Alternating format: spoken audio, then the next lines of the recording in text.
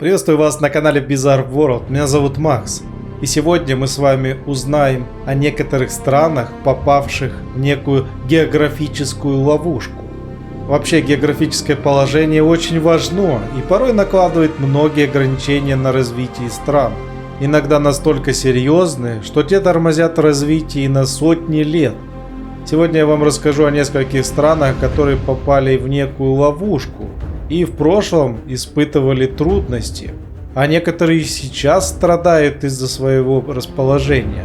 Я расскажу лишь о немногих странах, так как на самом деле большинство государств в мире находится в заложниках у своего географического положения. Давайте начинать, все узнаете.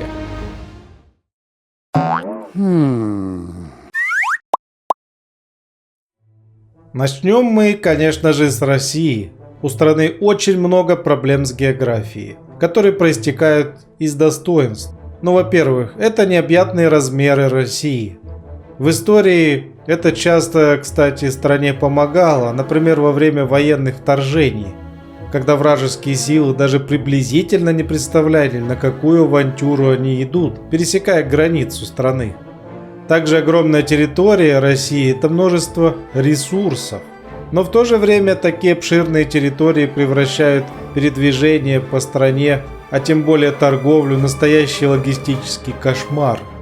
Если сейчас мы хотя бы можем перевозить грузы по более-менее нормальным федеральным дорогам, поездам, самолетам, то на протяжении всей истории России сообщение даже с соседними областями практически отсутствовало, не говоря уже о дальних краях. Во-вторых же, отсутствие природных портов. Если вы думаете, что Петр I воевал за те земли, где позже построили Санкт-Петербург, просто чтобы побольше земель оттяпать, то вы не правы. Он делал это, чтобы получить порт, который бы не замерзал большую часть года, чтобы оттуда можно было бы вести торговлю с другими странами. А как вы понимаете, нет торговли, нет развития. Другой незамерзающий порт, Владивосток, был получен только в 19 веке, и он тоже не особо подходил для развития торговли, так как находился в Японском море, которое практически полностью контролировалось Японией. Та же самая история и с южными портами, путь к которым преграждала контролирующая Босфор Турция. Из-за этого России не удавалось расширить свое военное влияние ни на Западе, ни на Востоке. А значит, она не могла вести торговлю так, как это делали западные страны. Австралия. Кажется, процветающая страна первого мира. И в принципе, возможно, так и есть. Но она страдает от своего географического положения не хуже нас. Дело в том, что почти всю территорию континента занимают пустыни и тропические леса, которые непригодны для жизни. Поэтому большая часть населения проживает лишь на небольших территориях по краям Австралии. И даже в этих местах климат весьма засушливый. Во многих районах Австралии наблюдается не просто нехватка воды, а настоящая засуха. По сути, чтобы доехать, к примеру, из Сиднея в Дарвин, тебе нужно двигаться не по прямой, как это было бы логичнее, а вдоль побережья, огибая чуть ли не половину континента, что также тормозит экономику этого государства. Индонезия. Эта же страна Юго-Восточной Азии располагается на 18 тысячах островов. Представляете? Некоторые из них имеют крохотные размеры, а другие не уступают Новой Гвинее и Борнео. Из-за такого разброса по островам для Индонезии прогресс сильно затормозился. Ну, во-первых, чем дальше находится территория от столицы, тем меньше на нее оказывается влияние. Во-вторых, исторически индонезийским королевствам приходилось вкладывать практически все силы в развитие морских технологий, отставая по всем другим отраслям. Это нужно было не только из соображения обогащения с помощью торговли, но и для того, чтобы банально обеспечить связь между всеми своими территориями. Кроме того, такое разделение по тысячам островов создало проблему идентичности. И Индонезия по-прежнему можно, так сказать, объединить народы и культуры, которые практически ничем не связаны, кроме общего государства. Еще одной проблемой Индонезии является близость к Тихоокеанскому огненному кольцу, из-за чего на нее нередко обрушиваются сильные цунами.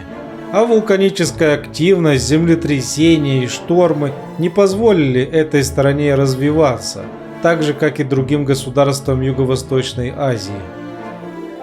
Египет. Как и в случае с Россией, географическое расположение Египта – это его достоинство и недостаток одновременно. Да, плодотворные равнины дельты Нила были одной из колыбелей цивилизации и давали этой стране множество преимуществ, позволяя развивать сельское хозяйство и судоходство. Но так было до строительства Суэцкого канала, возведение которого завершили в 1868 году. Именно с этого времени Египет начал страдать от своего географического расположения, так как буквально каждая страна хотела получить доступ к каналу, желательно единоличный, чтобы диктовать условия пропуска кораблей. В 19 веке шла активная торговля со странами Азии. Тот выигрыш во времени, который давал Суэцкий канал по сравнению с огибанием Африки, сделал Египет центром борьбы за сферы влияния и отбросил страну в технологическом развитии на многие годы назад. Пакистан, несмотря на то, что эта страна появилась на карте только в 20 веке, она росчерком, так сказать, пера бывших британских хозяев получила с независимостью и географические проблемы. Если вы посмотрите на карту мира, то увидите, что почти все города Пакистана расположены недалеко от границы. Звучит, конечно, здорово, особенно с точки зрения торговли. Вот только Пакистан неформально находится в состоянии войны со своим соседом Индией с момента, собственно, обретения обоими государствами независимости. Кроме того, по сравнению со значительной частью территории страны, занимаемой горами, граница между Пакистаном и Индией, за исключением северной части, представляет собой равнину с открытой местностью. Из-за этого в случае обострения конфликта практически все пакистанские города могут быть подвергнуты нападению. А необходимость защиты своих городов от потенциального противника, а также рельеф значительной части страны не дают Пакистану развиваться так же активно, как его соседям. Нидерланды. Вы можете подумать, что зря я вставил страну в данное, так сказать, видео. Ведь она процветает и является одной из самых лучших по уровню жизни во всем мире. И это действительно так. Однако у Нидерландов есть достаточно серьезная проблема – нахождение в низине. Причем страна находится так низко, что почти треть ее территории расположена ниже уровня моря. На протяжении всей своей истории этого государства ее земли постоянно подтапливало, а на значительной части суши образовывались даже болота. В итоге это не способствовало высокому уровню жизни до того момента, пока инженеры не сделали защиту от затопления в виде множества дамб и других сооружений. К слову, до сих пор на предотвращение подтопления уходит значительная часть государственного бюджета страны, и это не может не тормозить ее развитие. При дальнейшем подтеплении и подъеме уровня воды большая часть территории Нидерландов и вовсе может оказаться морским дном. Ну и Япония. Эта страна, пожалуй, по количеству географических проблем может посоревноваться и с Россией. Наиболее серьезной из них является расположение вдоль Тихоокеанского огненного кольца, который порождает, как вы знаете, огромное количество землетрясений и вынуждает жителей японских островов сосредотачивать внимание на безопасности. Из-за этого огромные деньги уходят на укрепление зданий, инфраструктуры, что отрицательно сказывается на развитии, собственно, Японии. Также проблемой является то, что японские острова в основном представляют собой холмы да горы, и природных для пахоты и строительства земель тут не более 20%. Эта проблема ограничивает количество людей, которые японские острова могут содержать, а также существенно повышает стоимость пищи и промышленных товаров Японии. Еще одна проблема – это обособленность Японии от остального мира. Географически близкими для торговли странами являются лишь Россия, Корея и Китай. Однако по разным причинам активная торговля с ними не велась, что также тормозило процесс развития государства. Как оказалось, географическое расположение страны не менее важно, чем ее военная мощь, экономика и прочее. Ведь это непосредственно влияет на данную страну.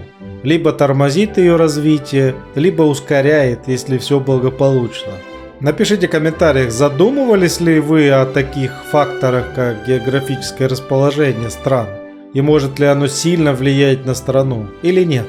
Мне интересно знать. А также, если вам понравился выпуск, не забывайте оценить его лайком, подписаться на канал Bizarre World, чтобы не пропустить свежий новый выпуск интересный.